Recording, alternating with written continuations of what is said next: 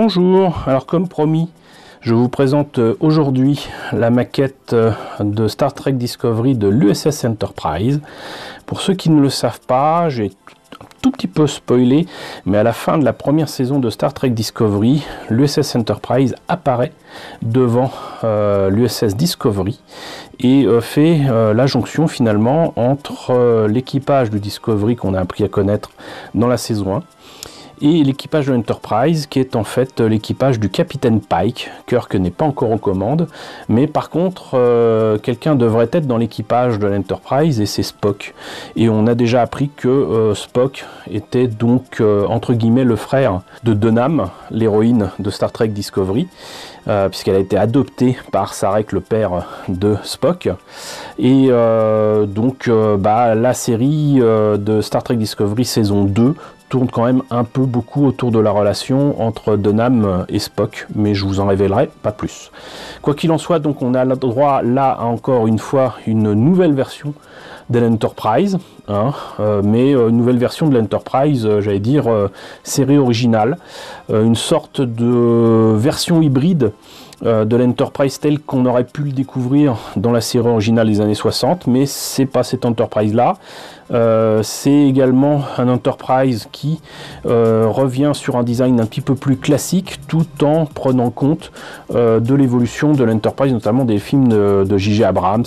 Donc voilà, on aime, on n'aime pas. Moi personnellement j'aime beaucoup. C'est un design qui est à la fois élégant, un peu rétro-futuriste, un petit peu trop rétro-futuriste d'ailleurs, parce que dans Star Trek Discovery, le choix avait été fait de faire quand même des vaisseaux qui étaient quand même plus futuristes qu'ils ne l'étaient dans le Starfleet des années 60. Et ça c'était un peu gênant. Mais là ça fait la jonction entre les deux, donc moi je trouve ça assez sympa. Quoi qu'il en soit, donc voilà cette Enterprise avec une coque dont la couleur pourrait rappeler celle du NX-01. Tout comme les précédents kits, ce kit est au 1-2500, ce qui me pose un petit peu problème en termes d'échelle et de proportion, mais c'est le design qui nous intéresse essentiellement ici. Tout comme les deux précédents kits, nous avons là donc un socle pour tenir la maquette et surtout des planches de décalco qui incluent l'Aztec paneling, et ça c'est très important parce que ça permet d'échapper à des heures laborieuses de masquage pour faire des détails qu'on verra à peine sur la coque ensuite.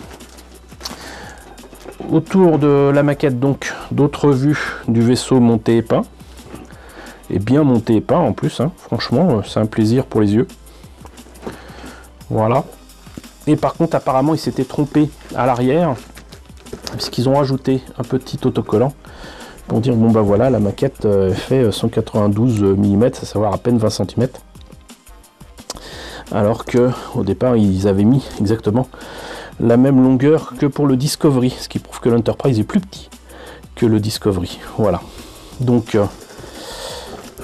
comme pour les précédents kits, on va en profiter pour voir ce qu'il y a là. Donc vous avez les indications pour placer les couleurs et surtout les décalcomanies.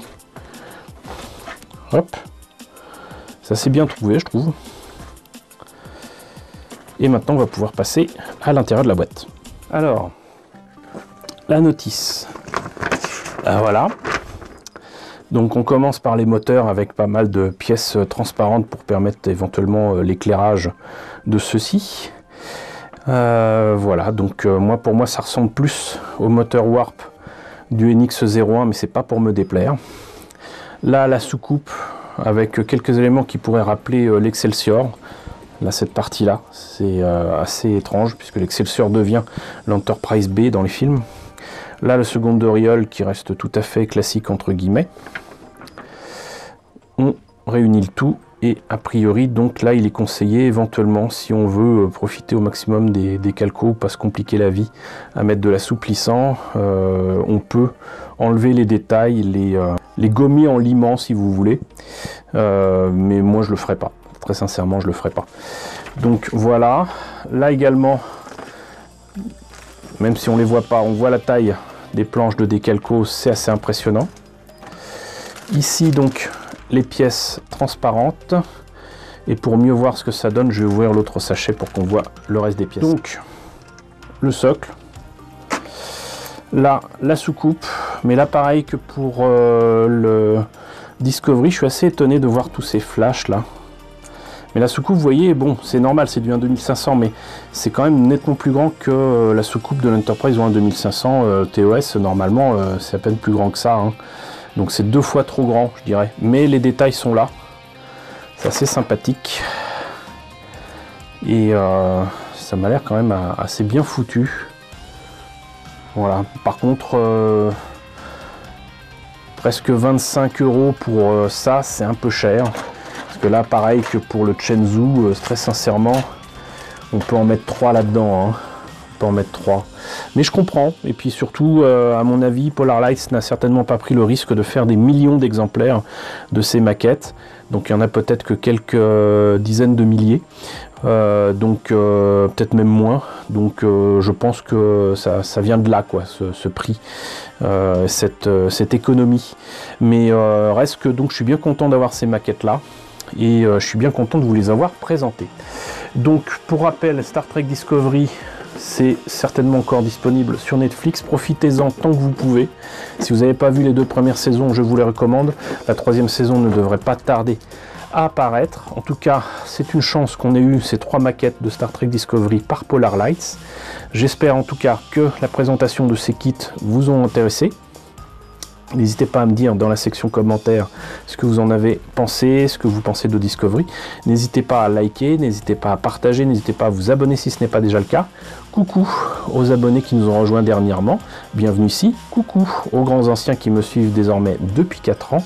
Merci à tous de votre fidélité, merci à tous de votre soutien sur Tipeee et sur Paypal. Je vous laisse avec le générique de fin avec les contributeurs de la chaîne et je vous dis donc à très bientôt, j'espère, pour la présentation d'une nouvelle maquette Star Trek.